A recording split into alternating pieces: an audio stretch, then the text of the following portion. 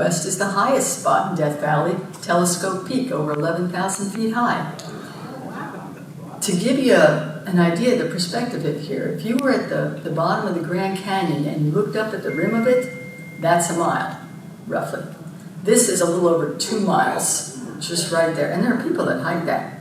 Yeah.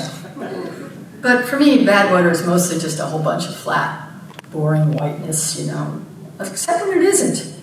Back in August of 2023, remember Hurricane Hillary hit California and made it to the interior and was so full of rain that it washed out roads and park and buildings and boardwalks and left this lake for about a year where the salt flats were, where there had been a prehistoric lake before. People were taking kayaks out on it and it eventually evaporated. All right, that's Badwater. Up the road is Natural Bridge, 35 feet. And I just on a whim went out and started walking on it, and you know what? It was like walking in my yard. The damp sand hung together, and I could actually get somewhere. I almost made it to that highest spot there. It's about 2 miles. But the angle of attack was really steep, and the sand was starting to dry out, so I came back. It was the first, and anytime I'm in the park, if it rains again, I'm headed over there. If you get out there early in the morning, too, you can find tracks of what went on the night before there. All right. By the way, Stovepipe Well's got its name from the pipe that was stuck in a well out in the dunes because the sand would shift and it'd be hard to find again.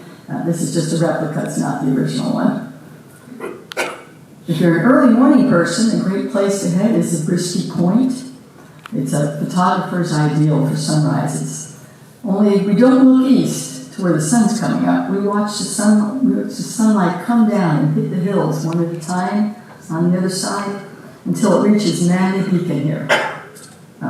Manly Beacon is named for William Manly, who is most famous for walking, have been moving and leaving trails behind them. People were wondering for years how this happened.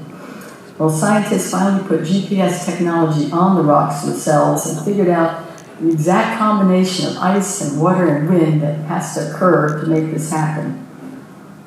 It's not an easy place to get to. You drive, but the road is really rough.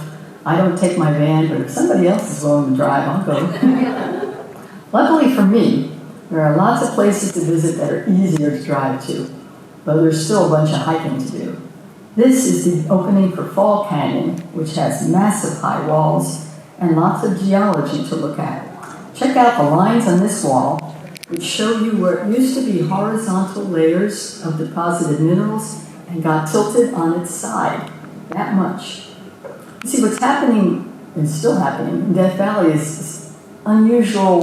What's happening in Death Valley and several valleys either side of it, the tectonic plates are pulling apart. And as they do that, they tilt.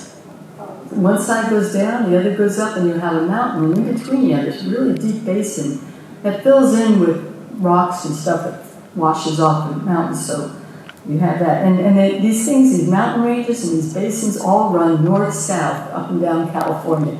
So the pioneers who are trying to go west had a really series of obstacles to get over.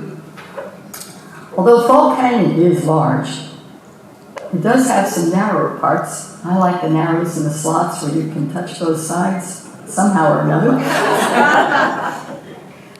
But the real good part for me of the canyons is,